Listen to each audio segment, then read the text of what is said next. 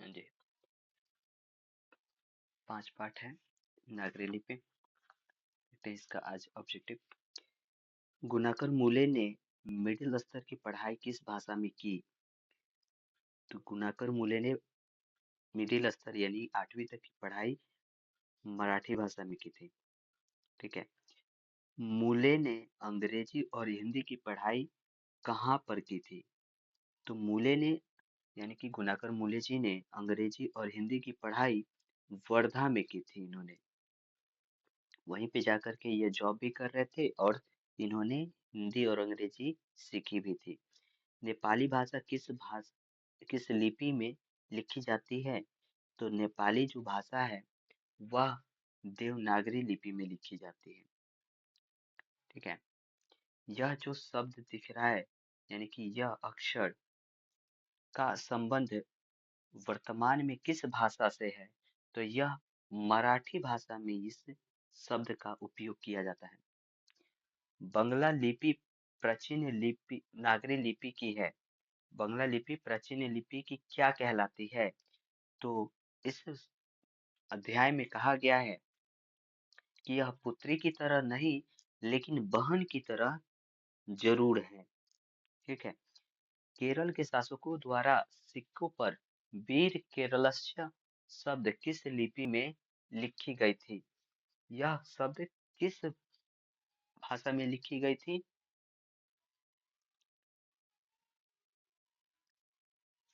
यह शब्द केरल में है तो यह नागर लिपि में लिखा गया था। ठीक है। नागर या नागरी लिपि में लिखा गया था ये।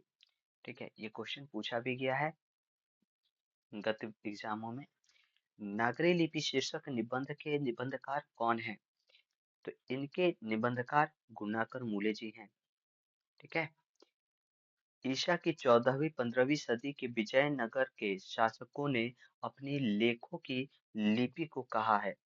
यानी कि विजयनगर में जो उपयोग किया जाता था वह किस लिपि में था? विजयनगर में। तो विजयनगर पड़ता है साउथ में और यह साउथ वाले इस लिपि को नंदी नागरी लिपि से भी जानते थे। ठीक। किससे जानते थे?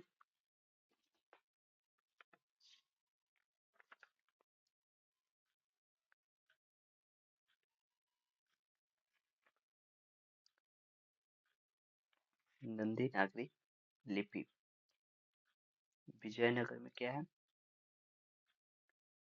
नंदी नागरी होगा।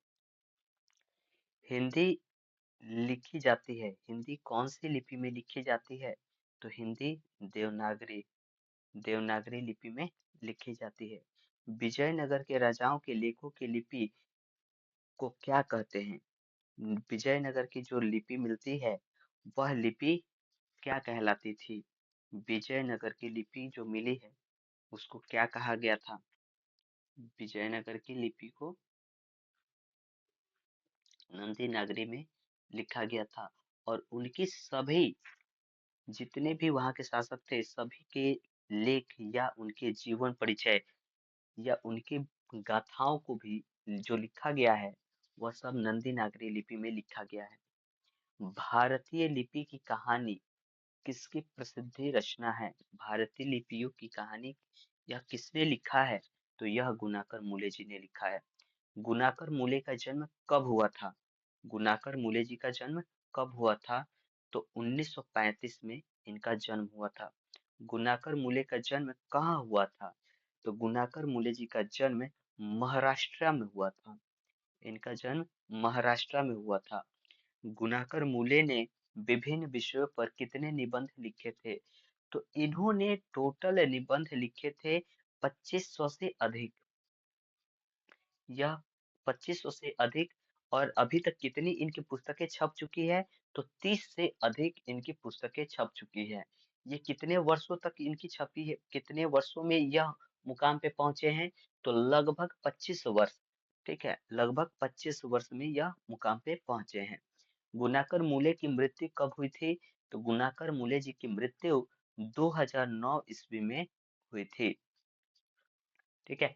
नागरी लिपि के आरंभिक लेख लेख हमें कहाँ से मिलते हैं? नागरी लिपि का जो आरंभिक यानी कि शुरुआती लेख किस क्षेत्र से मिलते हैं? भारत के किस हिस्से से मिलते हैं? तो दक्षिण भारत से मिलते हैं। बेतम दान पत्र किस समय का है? बेतमा दान पत्र किस समय का है? तो ये है 1020 का। 1020 में यह बना था। उत्तर भारत से नागरी लिपि के लेख कब से मिलने लगते हैं? तो उत्तर भारत में नागरी लिपि के जो लेख हैं 8वीं सदी से ही मिलने लगते हैं। ठीक है।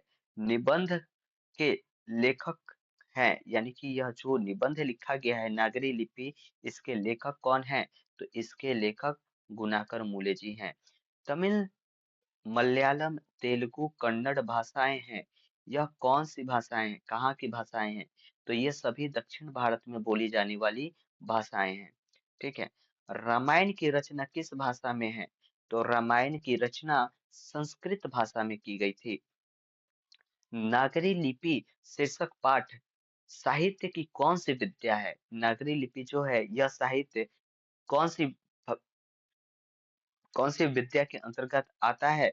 तो यह एक निबंध है। यह एक हमारा क्या है? निबंध है। दक्षिण भारत की नागरी लिपि क्या कहलाती है? दक्षिण भारत की नागरी लिपि क्या कहलाती है? तो दक्षिण भारत की नागरी लिपि नंदी नागरी कहलाती है। नंदी नागरी लिपि कहलाती है। 10वीं-11वीं सदी में किस रचना ने भारत यूरोप के बीच व्यापारिक संबंध के बारे में बताया था? तो यह पद्मावत जो रचना थी उसके अंतर्गत भारत और यूरोप के बीच के बारे में हमको ज्ञात होता है। दक्षिण भारत में द्रविड़ भाषा परिवार की कौन सी भाषा सबसे अधिक प्रचलित थी? यानी कि उस समय दक्षिण भारत में कौन सी भाषा सबसे ज्यादा प्रचलित हुई थी? दक्षिण भारत में द्रविड़ भाषा कब से वो प्रचलित कर दी गई थी? तो यह कौन सी भाषा थी? तमिल भाषा में। ठीक है। सहरपाद की कृति है। सहरपाद एक लेखक है। वो उन्होंने क्या लिखा था? तो इन्होंने दोहा कोश लिखा था। दोहाओं की शब्दावली के बारे में इन्होंने बताया था। सूर्य नामक पुस्तक किनकी रचना है? तो सूर्य नामक पुस्तक गुणाकर मूले जी के द्वारा लिखी गई थी। ठीक है। नेवारी भाषाएं किस लिपि में लिखी जाती है? नेवारी भाषाएं किस लिपि में लिखी जाती है? तो यह देवनागरी लिपि में लिखी जाती है। हिंदी के आदि कवि कौन है? हिंदी के जो पुराने कवि या अच्छे कवि भी जो थे वो कौन माने जाते हैं? तो सहरपाद माने जाते हैं, क्योंकि हिंदी बहुत अच्छी इनकी जानकारी थी। दोहा कोश किनकी रचना है? तो दोहा कोश सहरपाद की रचना है। यहाँ हमने आज 30 क्वेश्चन कर लिए हैं। कल फिर हम अगले चैप्टर के ऑब्जेक्टिव को देखेंगे। ठीक है। तब तक के लिए अलविदा।